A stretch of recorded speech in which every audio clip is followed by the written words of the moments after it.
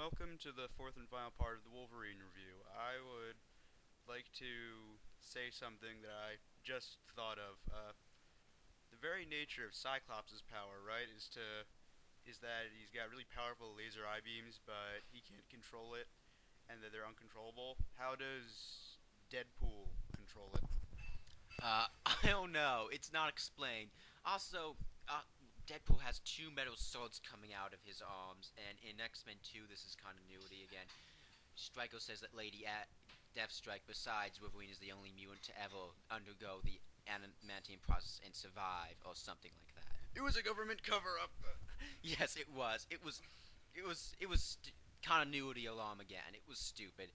Anyway, Deadpool has his mouth sewed shut, so you don't get to hear him say anything. He fights Wolverine. Yeah, so I think that's given the nature of the character and the actor. I think getting his mouth sewn shut for pretty much no reason is for the better.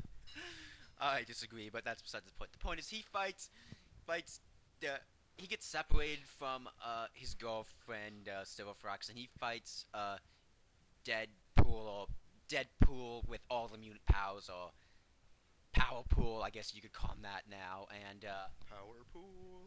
yes, Power Pool. And then Sabretooth comes and says, "No one gets to kill you but me." At that part, I was just thinking, oh god, if Did you really think that that would pass for a motivation? I'm gonna go on a little semi rant here for a second. okay. Wolverine has done nothing wrong to Sabretooth so far. It's Sabretooth that's done something to Wolverine. There is nothing that could make uh, Sabretooth mad at him. So I think the better explanation would be that uh, Sabretooth is just being a dick about it. Yes, it's not even. He is being a dick. A mega dick. And. Don't put that image in my head. Sorry. You get the point. The point is they fight Power Pool, and Wolverine decapitates him, and then Sabretooth disappears and says, "We'll always be brothers, Jimmy."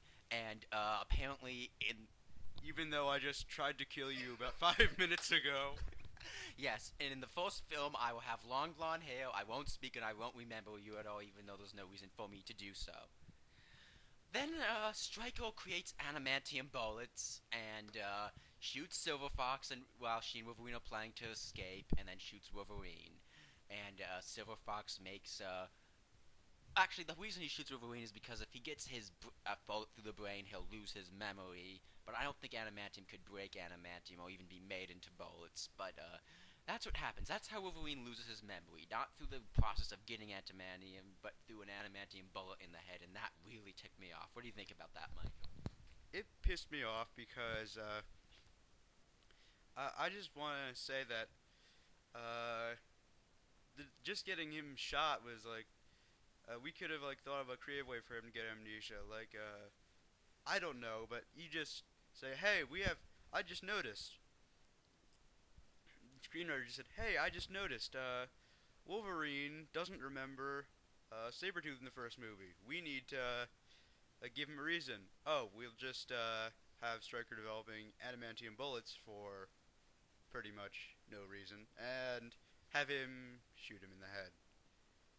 They could have done a half-assed thing for Sabretooth, but they didn't, and that becomes an even bigger issue, as said before. I could think of three creative ways they could have made Wolverine lose his memory, but I'm not going to mention them just to save time. And oh wait, Wolverine loses his memory. Silver Fox dies, but not before making Stryker walk until his feet bleed, which I guess is the appropriate punishment for a guy who's going to live to try to commit genocide in the future.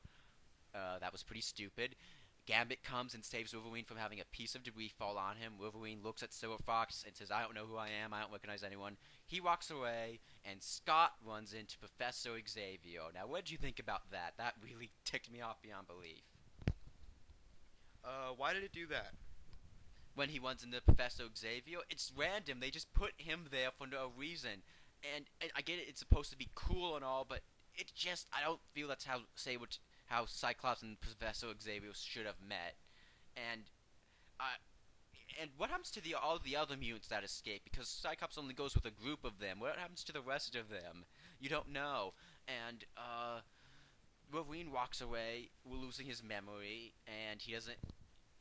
And and you know what? When I saw this movie, I thought he'd be a completely different person from the Wolverine we see in the original trilogy. But he's even less developed than he was in something that wasn't even about him. That's a good point. And sorry about that. Another thing that I want to say is that prequels are supposed to be things like how a character got built up to be the character that have been seen in previous films. The problem with this is Wolverine is the same character as we see in the X-Men movies. He's not changed. He doesn't develop into the character. He's just the same character we see. Totally. Well, actually, I disagree with you. He was even less of a character. He has less personality, and I thought he'd be a completely different person. Maybe not a lot meaner. Hugh Jackman said we'd have a meaner Wolverine. We didn't get that. Graven Hood said we have a story where it wasn't about good and evil. It was about people and their goals. We didn't get that, and we didn't even get Story about people and their goals. A story of screenwriters getting their trying to achieve their goal of cashing in off of the stupidity or gullibility of die-hard fans. Yes, I'm a diehard fan, and that hasn't changed. But still, did they hire writers? I think they went to fan fiction and got fan fiction writers. But if they, on second thought, I think they just got some guys who didn't even know Wolverine. They got a room full of monkeys. Yes, a room full of monkeys.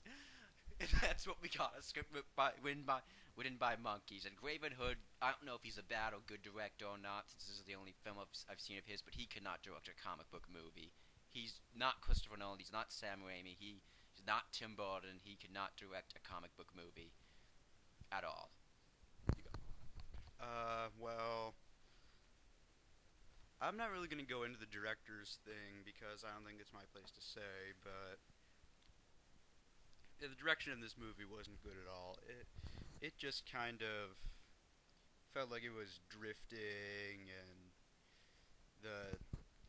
he sure as hell can't direct actors. Totally. These are all... Can you say something besides totally, please, or something like I agree? Absolutely. Can I say that? Fine. Absolutely. He could not direct actors at all. He did not... You know that scene when Silver Fox fakes her death? It reminds me of directing actors in the movie Ed Wood, where he would